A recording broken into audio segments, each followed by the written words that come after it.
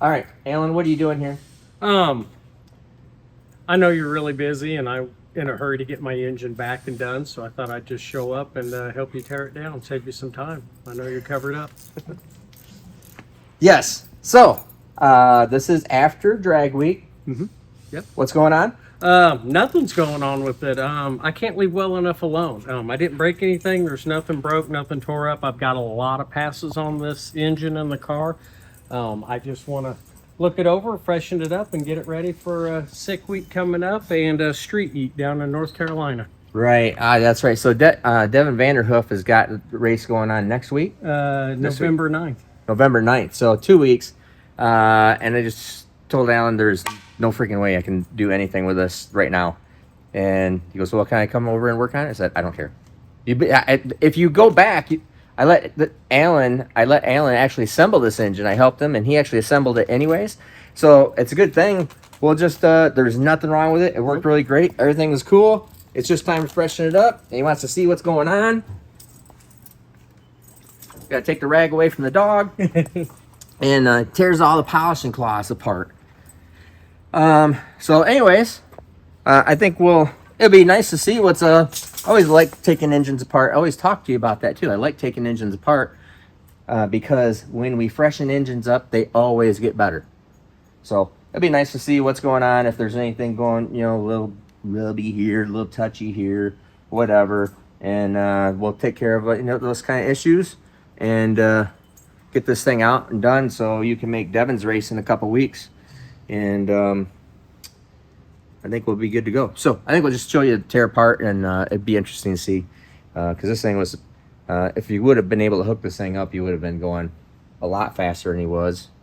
You went to almost 200 miles an hour, didn't you? 194, 740s. Yeah, 740s, 194, and a 40. How many pounds? 4,200 pounds. 4,200 pound car.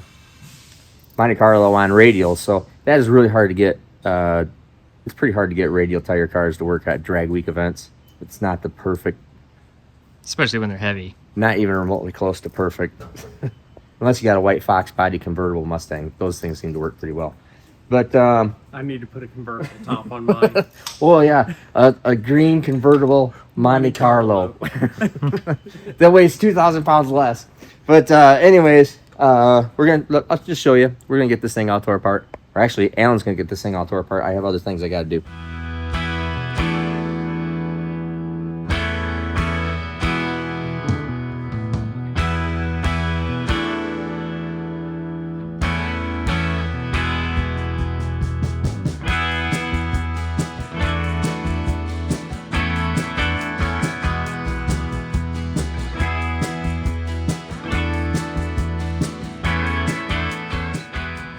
Alrighty, cylinder heads look good. Look nice. That's fine. Sides oiling up my floor. Okay, that looks fine. No problem there.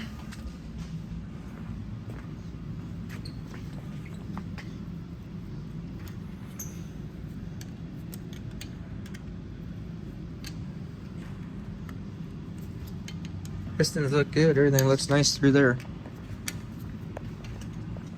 Hey everybody, comments about your guys' comments about downforce and how we were measuring it in the car. So I had some really good comments so far. Had some that were, but some of them like from our channel members, Brad Skullout, who actually has a customer, or is actually a customer, has an engine over here. The pulling truck engine, which is funny. But he says if you put a low pressure sensor in your Bullhorn and multiply it by 39.27, should actually give you the downforce. I'm processing that out. We gotta think about that. I don't know. Maybe that's right. Then Jordan Turilio, forgive me if I mispronounced that. What if you put it on the hub dyno with a... Oh, yes. What if you put it on the hub dyno with scales under front tires? That's a pretty common question. And do a dyno pull. I don't know if it shows the difference in weight and making 40 psi versus 50 psi in two-step. I I don't know. That is a really hard thing to measure because the dyno is the reason cars lift up is because it's just torque. There's no in the basic sense of it as possible. There's no wheelie bar on the hub dyno, so it just wants to roll up. Okay, so that's why Fuel Tech straps all the cars down in front. Period. They even strapped my car down when we took this car down the Fuel Tech, the hub dyno. So the problem is very inconsistent. Probably the way it accelerates. It's really inconsistent. I think that it could be possible to do that, but I think I would probably wear the car out before I figured it out. So I don't think we could really. It's probably not real practical. Turbo John. Maybe velocity has something to do with it as well. The large 5-inch pipes on each side slows down the exhaust coming out. Doesn't produce as much pressure. Well, it wouldn't. Well, yeah. I mean, you cork it down, it would like shoot us like a garden hose. You know, I mean, the smaller hose. I mean, it puts more pressure, make it shoot farther. I don't know if it would make more downforce. I know for sure a single 5 out the side of his car would push the car at around 1,500 horsepower. Yeah, I know they do. I think it's crazy when I see guys, and I know they're driving it and they're doing it, and they say there's no effect.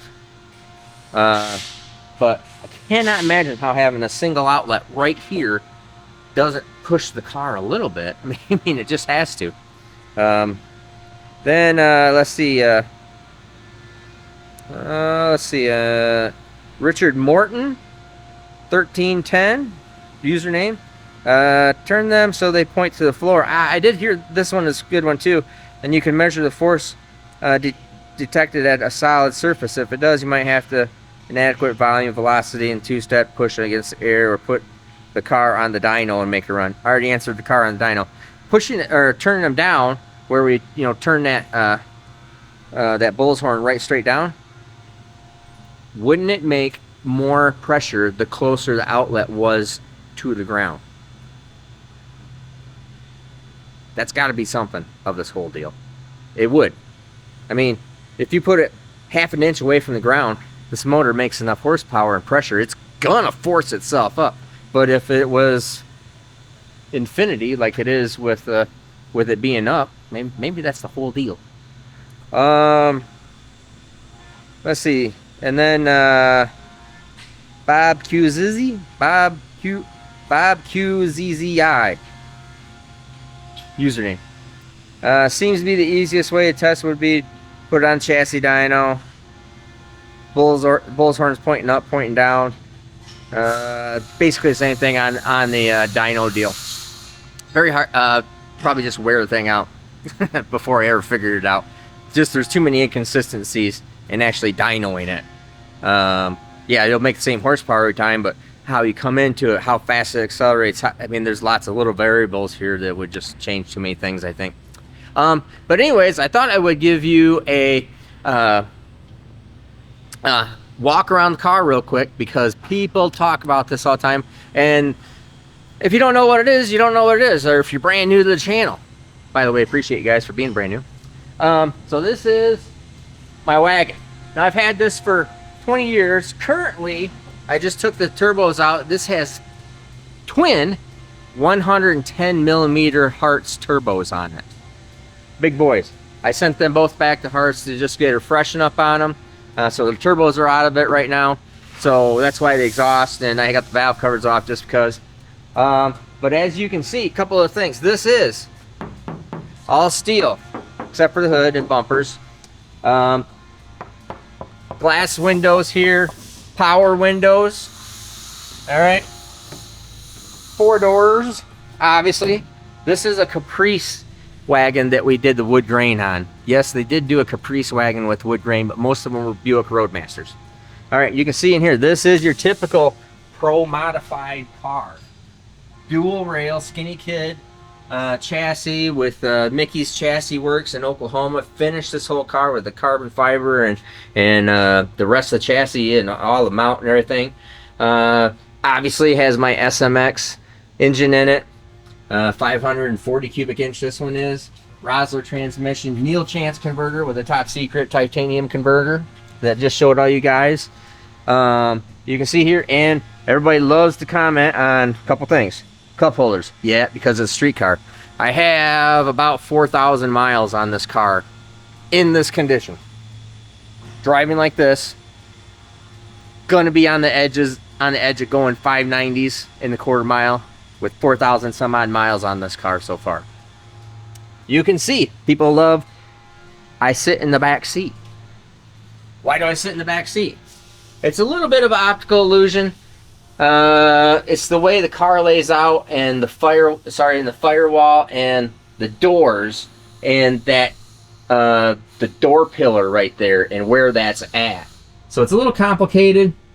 But it's basically that seat from the firewall is basically the same, within an inch or two at most of your typical Pro modified car, 69 Camaro. So it's just the way the body lays out on the car. You look at a Pro mod car, and the front end is significantly longer than this. The front end is significantly longer than this. Usually the front end would come about right here is where the front end would come to, and then it has an extremely long door which usually goes back to here, and then everybody gets in the car and then sits right behind the door.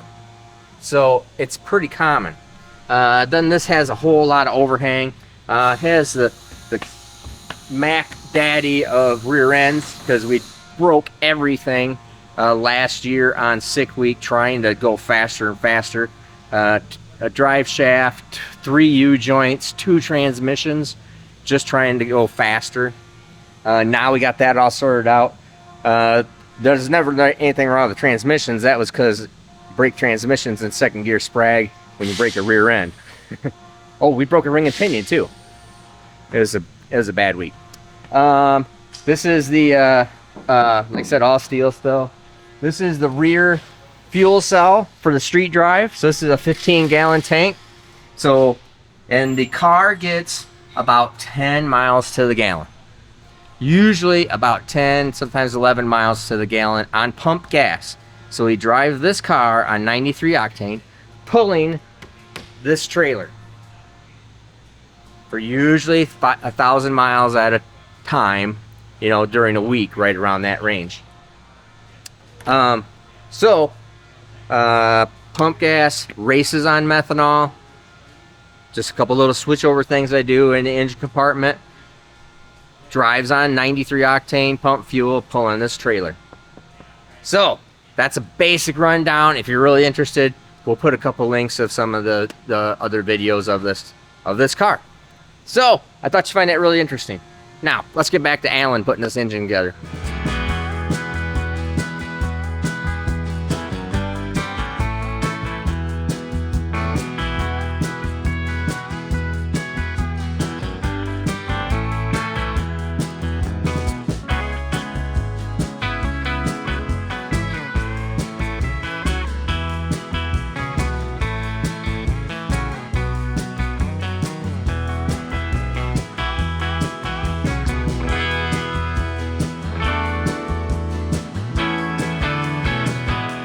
All right, so everything is looking really spectacularly sweet. Oh, look at that. That was enthusiasm. I like that. Yeah. All right, so got the hub off, just taking the front stuff off. Make sure we just don't have to reinvent the wheel to save those shims. And when you take this off, we'll go ahead. Did you already take, no, the cam sync out. Did you already, we need to set top dead center still. Yeah. So we can do that. Yep. Well, you need to have piston in it to have top dead center. Yeah. All right, so let's put a piston back in it. And so we're just setting the cam sync, so it's just gonna make it easier. We get the cam sync back in the exact same spot. The crank sync will go back in the exact same spot. That's not a big deal, and this way it'll just save a little bit of time running. And so if he's take the rings off it, just pop the piston back in it, and we'll set top dead center. All right, now let's take a look at these pistons and rods before we put it back in. First off, gaskets. Looking really sweet. Now, you didn't actually lean on it all that hard. You only made how many pounds of boost? 26 pounds. Liar. You only made 26 pounds? 26 pounds of boost, yes. 26 pounds of boost? You went 190? 194. 194, 26 pounds boost? Wow, that's pretty good. Okay, that's better than I was thinking. All right, super easy. I mean, at that boost level, at that power level, it's actually nothing. So this stuff should look like $1 million. Everything is really good. That plug, super cold. You can see that it's not got any temperature or heat in it. And realistically, so we can look at the piston and rods here. Don't drip out. Oh my gosh, Alan. Look at that. This is why I can't have nice floors. Can't keep nothing nice. Can't keep nothing nice, that's right. The piston, rod, I mean, everything just looks sweet. The only thing that it is a matter of is Alan hit the rev limiter several times. We know what rev limiters do to stuff. And so I said, screw it. We'll just put a new set of connecting rods in it, make sure everything's all good, and put it right back together. And that's exactly what we're going to do. So I did notice the ring pack looks right. Everything looks tight, nice, good. Skirts look good. We don't have the line-to-line coating on this. We can talk about it if you want to do that. But bearings look like brand spanking new. So that's really nice. Looks good. Everything looks really good, eh? All right. What are you standing there looking at me for? You just get back to work? I'm waiting to either get fired. I'm looking for unemployment. That's what I'm looking for, boss. I'm looking at the wrong place. All right. All right, so he's going to just finish shaking this part, and I think we're, shoot, I don't even think we're going to hone it. I think we're literally just going to put a set of rods in this thing and get rocking. I think I was probably wasting my time doing this, but, if I hit the limiter, zipping the tires in second, Yep. first to second gear shift, what's it hurt to put rods in it? Beats messing a rod up and throwing one out the side, don't it? Yep. So, anyways, I think this is all good. I think we'll just kind of show this thing going back together and get packing. But this is what this stuff should look like and does look like normally when we tear these things apart, unless there's some kind of outside forces that cause some kind of issues. Valve train looks spot on the money. Everything looks really good through there. And this has a whole drag week on it. So it has, how many miles was it total? I've got about 2,600 miles on this. Really? I have drove the snot out of Wow, this car. it's 2,600 miles on this. Okay. 2,600 miles on an engine that makes 4,500 horsepower. Plus. Depends on how hard we lean on it. Turbos are on this one. They're a little too small for that right now, but he's fixing that. What? Oh, no, actually, we're going the other way. Yeah, we're going to put 88s on it. We'll probably leave 94s on it for now. I all right. think I can still get it down track on All right. 94s. Yeah, okay, cool. So that's a lot of miles on an engine that literally makes 4,500 plus horsepower. That is a pretty sweet deal. So bearings, rods, crank, valve train. Gosh, everything looks really nice in this stuff. So I think that's it. That's all I got for you on this one. We'll just finish this off just by having Alan put it all back together. Now to answer some more comments about Splinter, and one of the most common things was that it's obviously not the most expensive burnout ever because somebody with a big block probably broke and it would cost more money to fix it. Okay, but what the point is this car never ran before. This car never did a burnout before. It was one, I literally put the engine all together. There's video of it. Put the car together, went out there in the parking lot, went about 2 seconds, stopped, put it in a trailer, drove it down to Cletus and Cars. That is the only burnout. So I consider it the most expensive burnout ever because it was the only one. There has been one burnout, one and done. That is it. What you saw is it. I didn't go to any burnout competitions. I didn't practice. I didn't do anything. It is one and done. So that's one of the reasons, the main reason why I actually say this is the most expensive burnout, because there's only one. Then other things, actually I don't think there was any other things. Appreciate all you guys' support. And what else we got? I think that's it. Let's finish up this engine with Alan.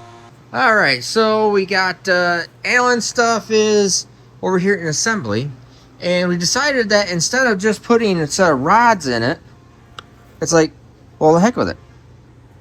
Alan just said, why don't we I'll just get another set of pistons, we'll leave all 8 of these together as emergency spares with rings, the whole assembly, because they're so nice. And we'll just put in a new set of pistons, rods, rings for all brand new deal. So if you like to see what this stuff really looks like, it is really super cool. Very heavy duty. Very nice stuff. And you can see here, this is all is old. So you'll have a really nice set of complete emergency spares. Need something, just put it in, bang, pop it in. Everything's great. It's all perfectly good. So that'll be nice. So Alan's gonna start putting this thing together. He is right now Kyle's over running the springs across the spring dyno. And right here, so we have the heads apart, valve job, everything looks real good.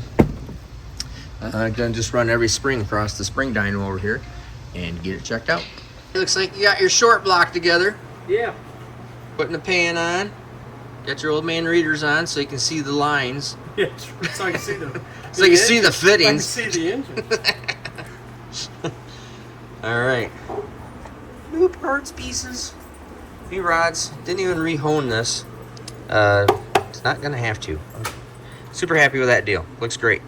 And like I said, there's all the old parts. And gonna go button up, freshen up the heads, and rock on. Okay, now Alan's got the valve train on. In great part to Dewey. And cylinder heads on, valve train on. Just got done lashing it up. He just went over to go grab the intake manifold. Look at him. It's Alan Whitaker in all his glory right there. Catch, Clark. Nope. All right, put this thing on, put the covers on. Hasta la vista.